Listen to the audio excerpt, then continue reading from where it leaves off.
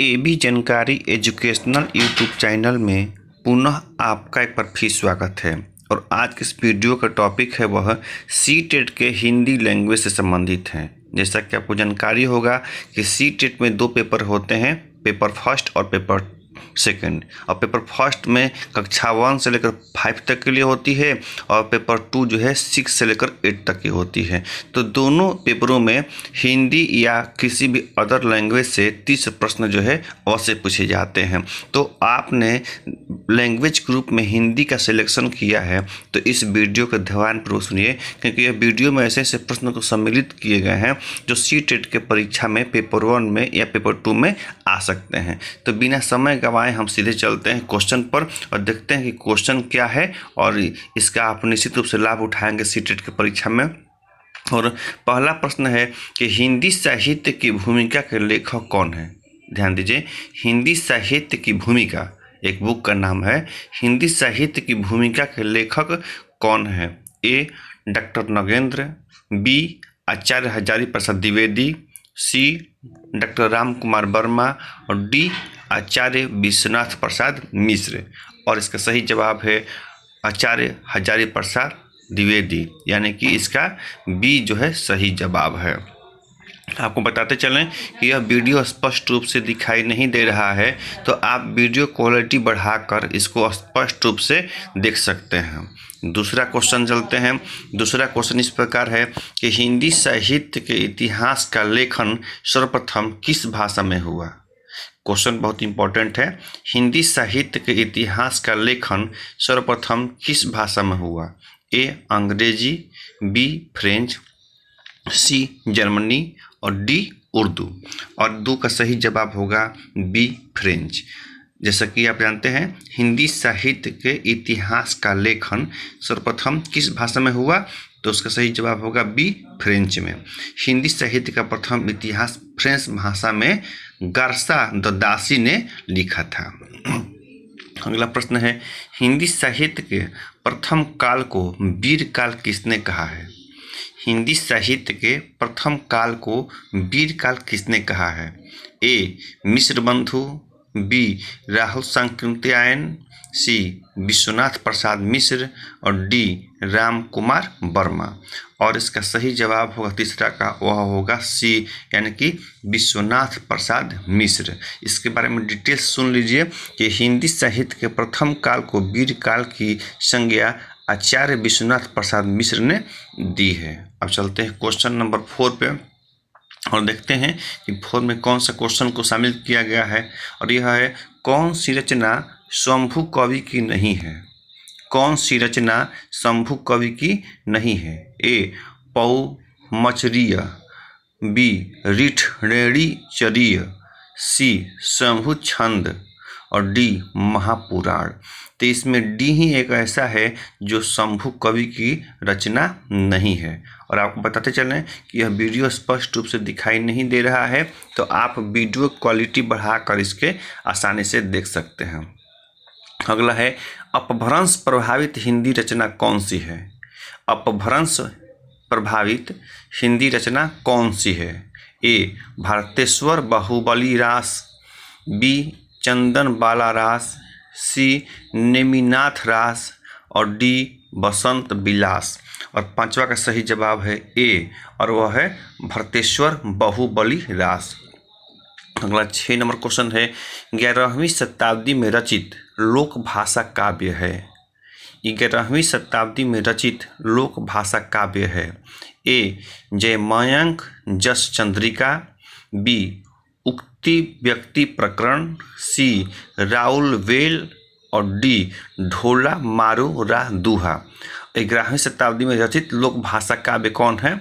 और 6 का सही जवाब है डी ढोला मारू रा दूहा।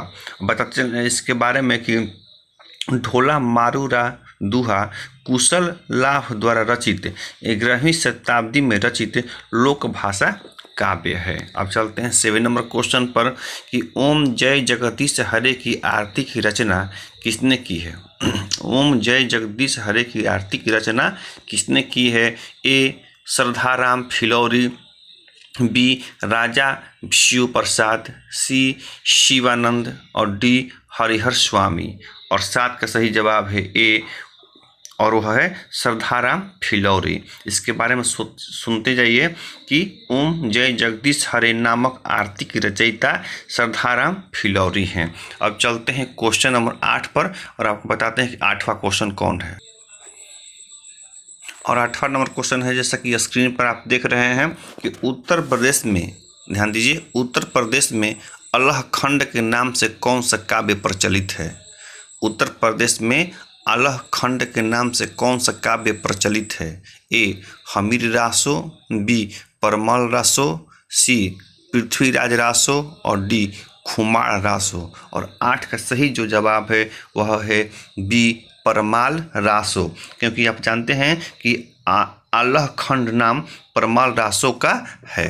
अगला है क्वेश्चन कि गोरखनाथ के गुरु का नाम बताइए। गोरखनाथ के गुरु का नाम बताइए। ए मत्स्येंद्रनाथ, बी गोपीचंद, सी चौरंगीनाथ और डी ध्यान दीजिए चूड़करनाथ। सुन लीजिए क्वेश्चन एक बार पुनः कि गोरखनाथ के गुरु का नाम बताएं। ए मत्स्येंद्रनाथ, गोपीचंद, सी चौरंगीनाथ और डी है चूड़करनाथ। और 9 का सही जवाब होगा वह है ए मत्स्येंद्रनाथ। अगला क्वेश्चन 10 नंबर इस प्रकार है कि कबीर के गुरु का नाम क्या है। कबीर के गुरु का नाम क्या है। ए रामानंद सागर, बी रैदास, सी रविदास और डी रामानंद। और 10 के सही जवाब होगा वह होगा डी, यानी कि रामानंद। यानी कबीर के गुरु का नाम क्या है, तो वह है रामानंद। अगला क्वेश्चन 11 नंबर इस प्रकार है कि तुम जीनी जानो गीत है। तुम जीनी जानो गीत है, यहू निज ब्रह्मा विचार, किसने कहा है। तुम जीनी जानो गीत है, यहू निज ब्रह्मा विचार, किसने कहा है। ए कबीर ने, बी रैदास ने, सी सूरदास ने और डी तुलसीदास ने। और 11 का सही जवाब होगा वह होगा ए, और इसका सही जवाब होगा कि दी गई पंक्ति कबीर दास द्वारा रचित है। तुम जिन्नी जानो गीत है, यह निज ब्रह्मा विचार, यह जो है कबीर दास की युक्ति है। और 12 है क्या, नानक दर्शन का सारतत्व है। नानक दर्शन का सारतत्व है। और 12 का सही जवाब होगा, जैसा कि पहले ऑप्शन बता देते हैं, आशा दीवार, बी रहीदास, सी सुहिला और डी जपू जी। और 12 का सही जवाब होगा वह होगा डी जपू जी। 13 नंबर क्वेश्चन भी इम्पोर्टेंट है कि मीराबाई के गुरु कौन थे। मीराबाई के गुरु कौन थे। ए सूरदास, बी रैदास, सी मलुकदास और डी कबीरदास। और 13 का सही जवाब होगा बी रैदास, यानी कि मीराबाई के गुरु कौन थे, तो रैदास थे। 14 नंबर क्वेश्चन, कुतुबन की रचना कौन सी है। कुतुबन की रचना कौन सी है। ए मृगावती, बी चंदावन, सी सत्यवती कथा और डी पद्मावत। और 14 का सही जवाब होगा वह होगा ए, ध्यान दीजिए 14 का सही जवाब होगा वह होगा ए। और कुतुबन की रचना किसने की थी, तो मृगावती ने। अगला प्रश्न है, पद्मावत किस भाषा में लिखा गया है। पद्मावत किस भाषा में लिखा गया है। ए ब्रज, बी मैथिली, सी अवधि और डी अपभ्रंश। और 15 का सही जवाब है सी अवधि, यानी कि पद्मावत जो है किस भाषा में लिखा गया है, तो अवधि भाषा में लिखा गया है। 16 नंबर क्वेश्चन है, पद्मावत में रत्नसेन किसका प्रतीक है। पद्मावत में रत्नसेन किसका प्रतीक है। ए मन का, बी बुद्धि का और सी अहंकार का और डी हृदय का। और 16 का सही जवाब है वह है ए, यानी कि पद्मावत में रत्नसेन किसका प्रतीक है, तो वह है ए मन का। अब चलते हैं 16 के बाद 17 नंबर क्वेश्चन। 17 नंबर क्वेश्चन में क्या है, अब आपको बताने जा रहे हैं कि जिससे कि आपका जो है अधिक से अधिक इसमें लाभ हो सके। और 17 नंबर क्वेश्चन 17 नंबर क्वेश्चन है कि लोकनायक वही हो सकता है जो समन्वय कर सके, यह कथन किसका है?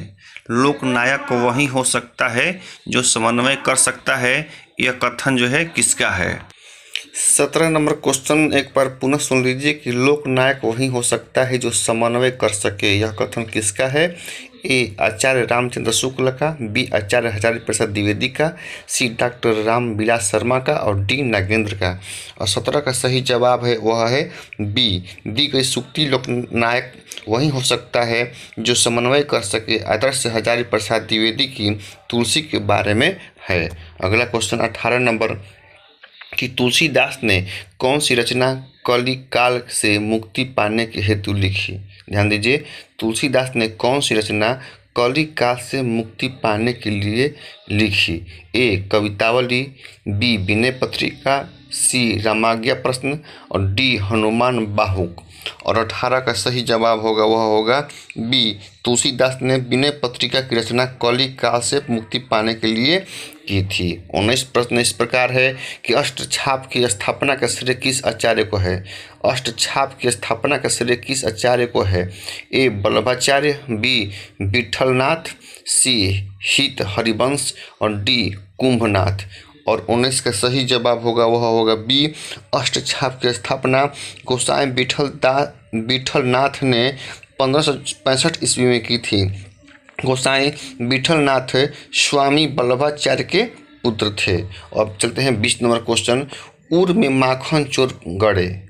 ध्यान दीजिए, उर में माखन चोर गड़े, अब कैसे हूँ निकसत नहीं उधौ, तिरछे है जो अड़े, यह पंक्ति किस कवि की है? क्वेश्चन सुन लीजिए। उर में माखन चोर गड़े, अब कैसे हूँ निकसत नहीं उधव, तिरछे है जू अड़े, ये पंक्ति किस कवि की है? सूरदास की, तुलसीदास की, मीराबाई की और कबीर की। और 20 का सही जवाब है ए कि दी गई उक्ति सूरदास द्वारा रचित है।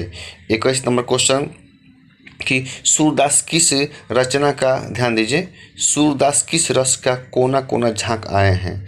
सूरदास, ध्यान दीजिए 21 नंबर क्वेश्चन, सूरदास किस रस का कोना कोना झांक आए हैं? ए शांत रस, बी करुणा रस, सी मैत्री रस और डी वात्सल्य। और 21 का सही जवाब होगा वह होगा कि डी सूरदास बाल रस का कोना कोना झांक आए हैं, यानी कि इसका सही जवाब होगा डी। 22 में चलते हैं और 22 नंबर क्वेश्चन है कौन रीति मुक्त कवि नहीं है? कौन रीति मुक्त कवि नहीं है? ए घनानंद, बी बिहारी, सी आलम और डी बोधा। और 22 का सही जवाब होगा बी बिहारी। रीति सीधी कवि माने जाते हैं, रीति मुक्त नहीं, जबकि घनानंद, बोधा, आलम रीति मुक्त कवि हैं। क्वेश्चन सुन लीजिए कि कौन रीति मुक्त कवि नहीं है? ए घनानंद, बी बिहारी, सी आलम और डी बोधा। और इसका सही जवाब होगा वह होगा बी बिहारी। बिहारी जो है रीति मुक्त कवि नहीं है। इसके बारे में थोड़ा सा डिटेल्स सुन लीजिए कि बिहारी रीति सिद्ध कवि माने जाते हैं, रीति मुक्त नहीं, जबकि घनानंद, बोधा, आलम रीति मुक्त कवि माने जाते हैं।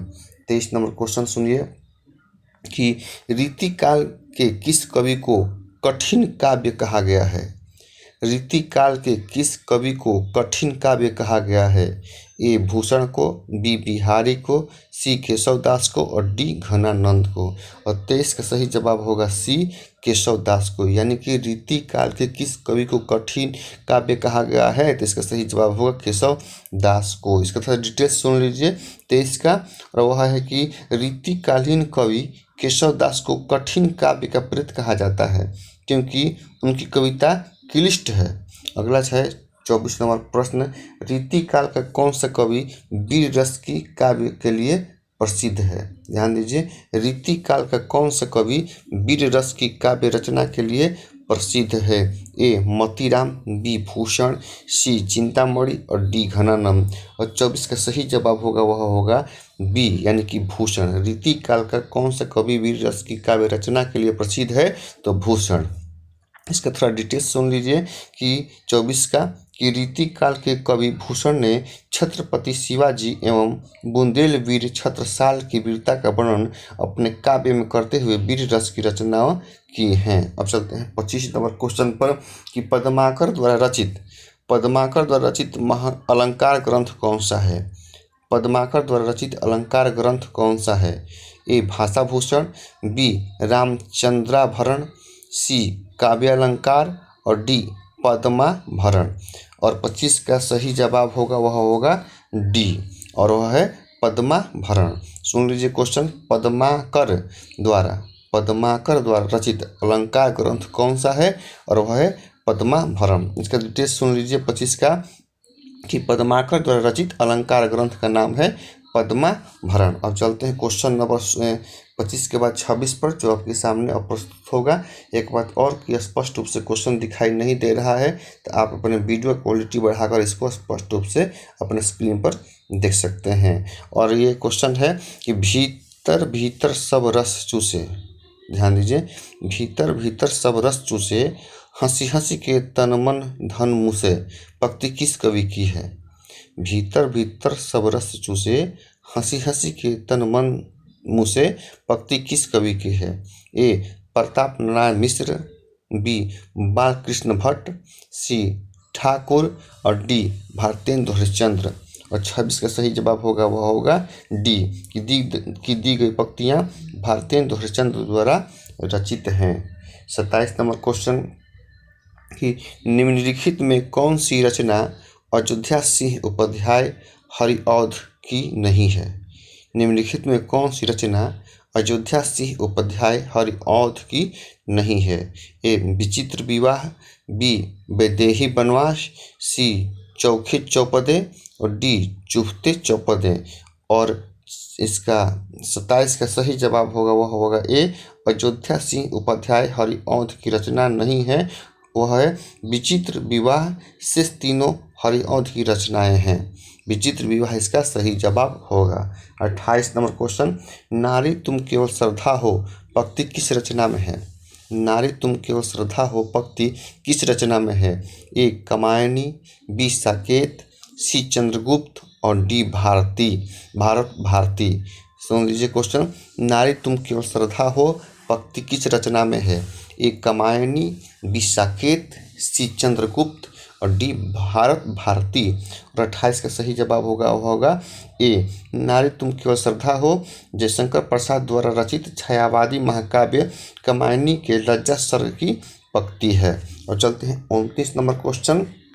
और 29 नंबर क्वेश्चन है कि किस छायावादी कवि को प्रकृति का सुकुमार कवि कहा गया है? किस छायावादी कवि को प्रकृति का सुकुमार कवि कहा गया है? ए सुमित्रानंद पंत, बी जयशंकर प्रसाद, सी महादेवी वर्मा और डी महावीर प्रसाद द्विवेदी। और 29 का सही जवाब होगा वह होगा ए कि सुमित्रानंद पंत को प्रकृति के सुकुमार कवि कहे जाते हैं। और अंतिम क्वेश्चन 30 नंबर है कि धिक जीवन जो पाता ही आया है, धिक जीवन जो पाता ही आया है विरोध पंक्ति में, ध्यान दीजिए, धिक जीवन जो पाता ही आया है विरोध पंक्ति में किसके जीवन सत्य की अभिव्यक्ति मिलती है? ए सूर्यकांत त्रिपाठी निराला, बी हनुमान, सी लक्ष्मण और डी विभीषण। सुन लीजिए क्वेश्चन, धिक जीवन जो पाता ही आया है विरोध पंक्ति में किसके जीवन सत्य की अभिव्यक्ति मिलती है? और 30 का सही जवाब होगा यह होगा ए कि धिक जीवन जो पाता ही आया है विरोध सूर्यकांत त्रिपाठी निराला द्वारा रचित राम की शक्ति पूजा की काव्य पंक्ति है। तो इसी के साथ यहाँ सीटेट से संबंधित हिंदी का 50 क्वेश्चन समाप्त हो रहा है। क्वेश्चन ट्रैक लिस्ट है, कम से कम 2 बार सुनेंगे तो आपको यह क्वेश्चन याद हो जाएगा, क्योंकि ऑप्शन दिया रहता है परीक्षा में, अगर इसे मिल जाता है तो आपको 1-2 अंक जो है निश्चित रूप से मिल जाएंगे। तो इसी के साथ यहाँ हम इस वीडियो का समापन कर रहे हैं। और सीटेट से संबंधित ग्रुप से जोड़ना चाहते हैं तो हमारे डिस्क्रिप्शन में उसका